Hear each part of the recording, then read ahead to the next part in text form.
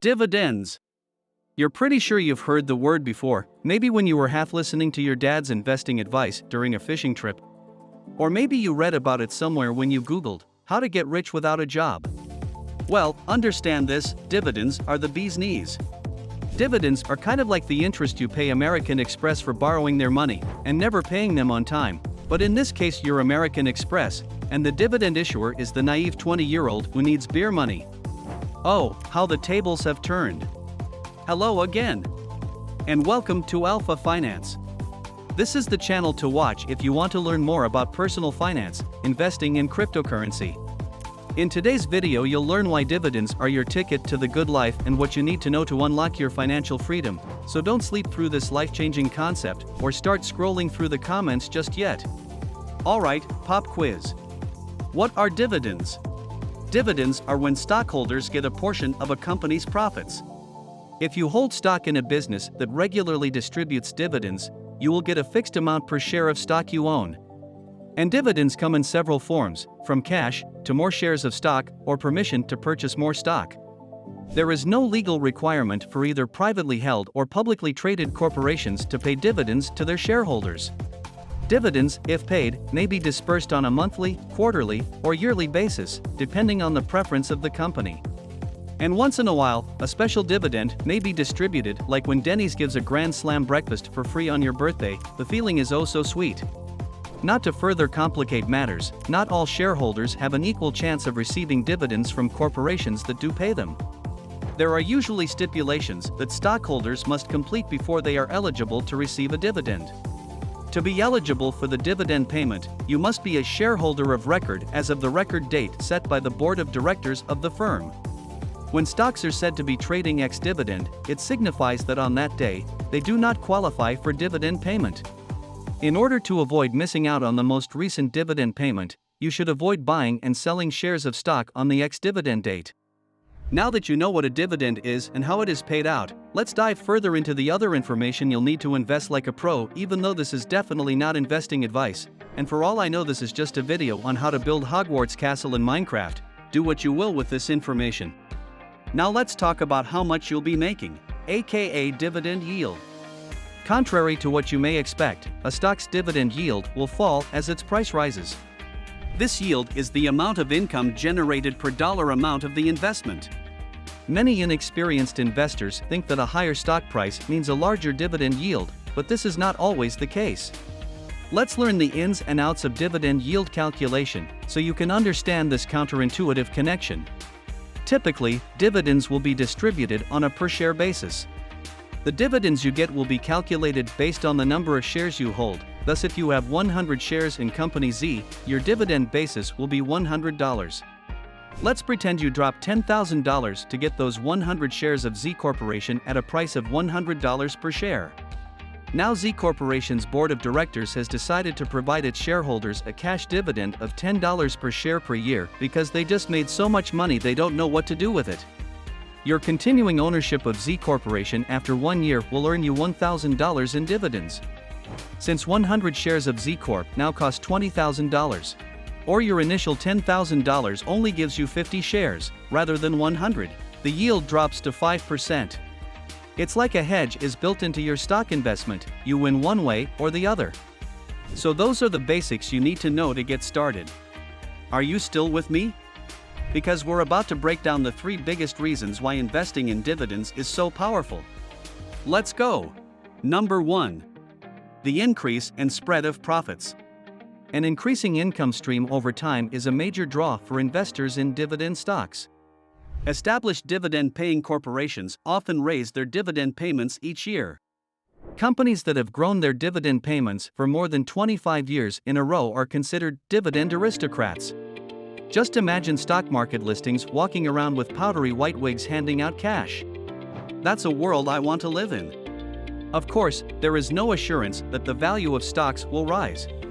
Although there is no guarantee of a full return on investment when purchasing dividend stocks, there is a good chance of doing so. It's uncommon for a dividend-paying company to suddenly halt dividend payments, and the vast majority of such corporations instead raise their dividend payments over time. Dividends have a far larger effect on stock market gains than many investors realize.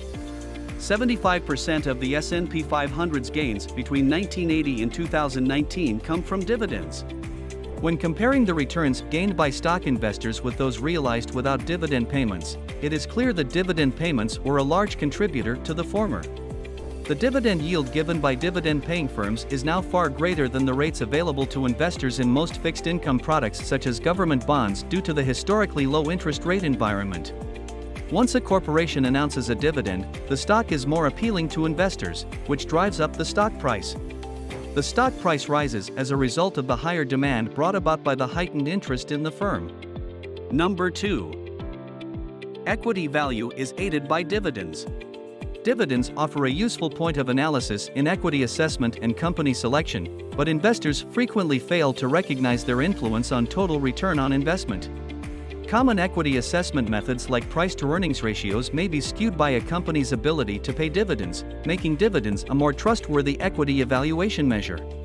Analysts and investors rely heavily on numbers from financial statements when doing stock research.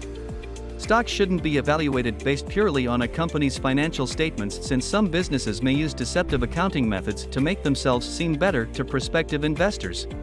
Dividends, on the other hand, are a reliable indicator of a company's success. In a nutshell, a dividend payment requires a corporation to have positive cash flow. Investors may get a good sense of a company's health by looking at its dividend distribution history and its current dividend yield.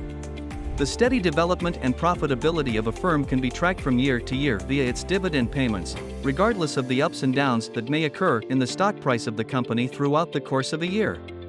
Consistent dividend growth over time is a strong indicator of a financially stable and growing firm that can weather short-term fluctuations in the economy and the stock market. Number 3. Dividends moderate volatility and risk. Dividends play a significant role in lowering the overall risk and volatility of a portfolio. Risk is reduced since dividends may be used to offset the impact of a drop in stock value. However, dividends' effectiveness in mitigating risk extends beyond this elementary truth. The historical data shows that dividend equities perform better during bad markets than stocks that do not pay dividends. While all equities tend to fall in value during a market downturn, the loss in value of dividend stocks is often much less compared to that of non-dividend companies. Nonetheless, there has been a recent shift away from that pattern. In the previous 20 years, the market has seen 3 bear markets, with dividend stocks faring better during the first 2 than in the most recent bear market, which occurred during the coronavirus epidemic. During the other 2 bad markets, the dot-com bust of the early 2000s and the financial crisis, dividend-paying equities did, in fact, perform better. It ain't all roses though. During the 2008 to 2009 financial crisis, virtually all of the nation's largest banks cut or discontinued dividend payments to shareholders. These corporations have a long-standing reputation for reliably dispersing dividends to shareholders every 3 months. Many dividends were eliminated despite these stocks' rich histories. The fact that dividend-paying companies are often not industry leaders in terms of growth is another possible drawback of investing in dividend-paying equities. Even though they have beaten the great majority of equities over time, high-growth businesses seldom pay out large dividends to their owners. Any profits made by such businesses are not distributed to shareholders but are instead used to expand the business. Companies with abnormally high yields should also raise red flags.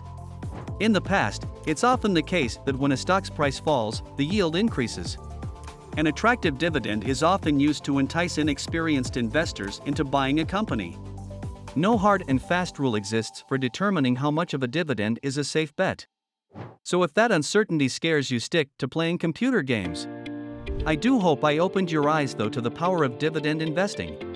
Don't say your dad and I never did anything to help you with your financial future. Now you just need to take some action. The first action being a comment from you below. I love reading my adoring fan letters and yours is no exception, so please, all thoughts and opinions are appreciated.